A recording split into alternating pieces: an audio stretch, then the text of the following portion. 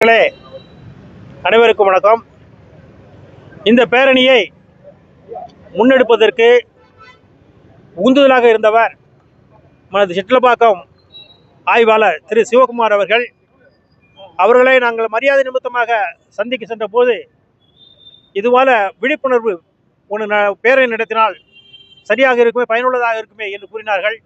அதை ஏற்றுக்கொண்டு இணைப்பு மையம் சார்பிலே பார்வதி மருத்துவமனை இணைப்பு மையம் மற்றும் சிட்லப்பாக்கம் இப்படி பல்வேறு குழுக்களை ஒருங்கிணைத்து இந்த போதை விழிப்புணர்வு பேரணியை ஏற்பாடு செய்திருக்கிறோம்.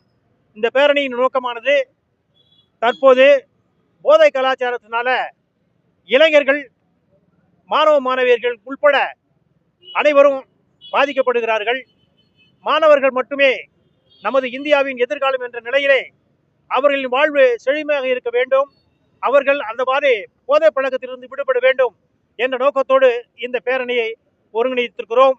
அதோடு மட்டுமல்லாமல் நமது மனித வாழ்விற்கு அடிப்படையானது நீர் ஆதாரம். நம்ம தமிழ்நாடு தான் தென் மாநிலங்களிலே அதிக மழைப்பொழிவை பெறுகிறது. அதிக மழைப்பொழிவை பொழிந்தாலும் கூட அதை பாதுகாப்பதற்கு, சேமித்து வைப்பதற்கு தமிழ்நாட்டில் அதிக ஏரிகள் இருந்தன. செங்கல்பட்டு மாவட்டமானது தமிழ்நாட்டிலே ஏரிகள் நிறைந்த மாவட்டம். இந்த ஏரிகளை இணைப்பதற்கு நீர் வரத்து கால்வாய், நீர் வெளியேற்றும் கால்வாய் போன்றவைகளால் அனைத்தும் இணைக்கப்பட்டிருந்தன. அப்படி இணைக்கப்பட்டிருக்கும் பொழுது நமக்கு நீர், ஒரு ஏரி நிறைந்தால் மற்றொரு ஏரிக்கு நீர் சென்று அந்த ஏரி நிரம்புவதற்கு வசதியாக இருந்தது. தற்போது நீர்நிலைகள் அனைத்தும் எந்த நிலையில் இருக்கிறது என்பதை நாம் அனைவரும் அறிவோம். அந்த நீர்நிலைகள் காப்பாற்றப்படுவதற்கு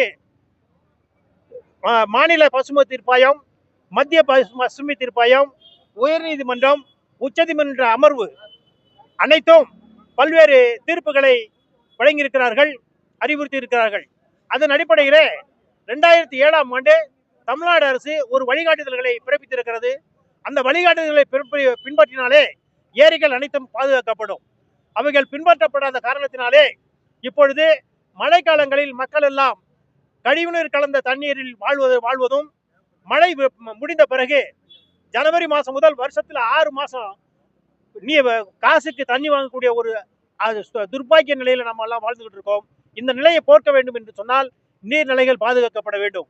இப்போது ஒரு ஆராய்ச்சி என்ன சொல்கிறது என்றால், கூடிய விரைவிலே நீர் தேவைக்காக மட்டும் மாபெரும் புரட்சி வரப்போகிறது என்று கூறியிருக்கிறார்கள்.